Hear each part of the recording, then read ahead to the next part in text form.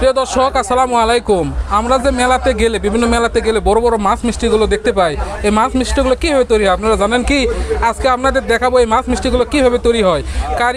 কারিগরের সূক্ষ্ম হাতের, নিপুণ হাতের দক্ষতায় তৈরি হয় মাছ মিষ্টি। এগুলো মাছ মিষ্টি তৈরি করা খুবই কষ্টকর, কারণ এক একটা মাছ মিষ্টি তৈরি করতে ঘন্টার পর ঘন্টা সময় লাগে।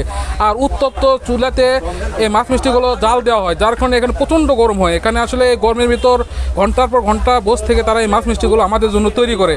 একটু আপনাদেরকে মাছ মিষ্টি কীভাবে তৈরি করে প্রসেসটা একটু দেখায়, চলুন। প্রিয় দর্শক, আমরা যে বড় বড় মাছ মিষ্টিগুলো দেখি, এক একটা মাছ মিষ্টির ওজন 5 কেজি, 7 কেজি, 15 কেজি মতো হয়ে থাকে। সেসব মাছ মিষ্টিগুলো কীভাবে তৈরি হয় আপনারা একটু দেখেন। প্রথমে যে খামির, যেটা হচ্ছে ছানা, এটাকে মাছের আদলে শেপ দেওয়া হচ্ছে। এটা কি মাছ হবে? কার্পু মাছ না?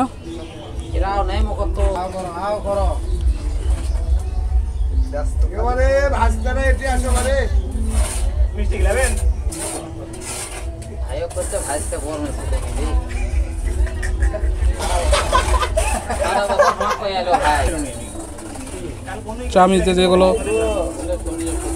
মাছের গায়ে রাস হয় সেগুলো দেওয়া হচ্ছে।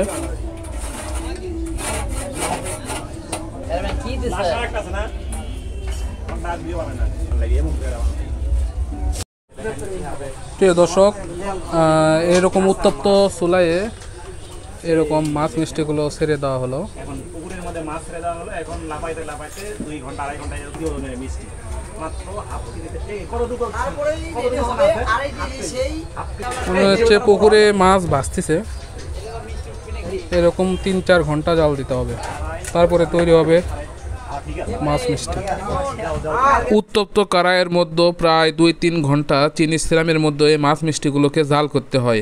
জাল করার পর একটা নির্দিষ্ট সময় পর এরকম লাল কালার ধারণ করে, তখন কারিগররা বুঝতে পারে হ্যাঁ হয়ে গেছে। তবে এটা বুঝতে হলে অবশ্যই আপনাকে দক্ষতার পরিচয় দিতে হবে, আর খুব সাবধানতার সাথে এই মাছ মিষ্টিগুলো বানাইতে হবে বা জাল দিতে হবে। কারণ যদি আপনার ভুল হয় তাহলে এই মাছ মিষ্টিগুলো ভেঙে দেওয়ার সম্ভাবনা থাকে এবং পারফেক্টলি না হওয়ার সম্ভাবনা থাকে। আপনি কত বছর ধরে এগুলো মিষ্টি বানান? 15 বছর ধরে মিষ্টি বানান। মাছ মিষ্টিগুলোর ওজন কীরকম হবে? 2-1.5 কেজি করে।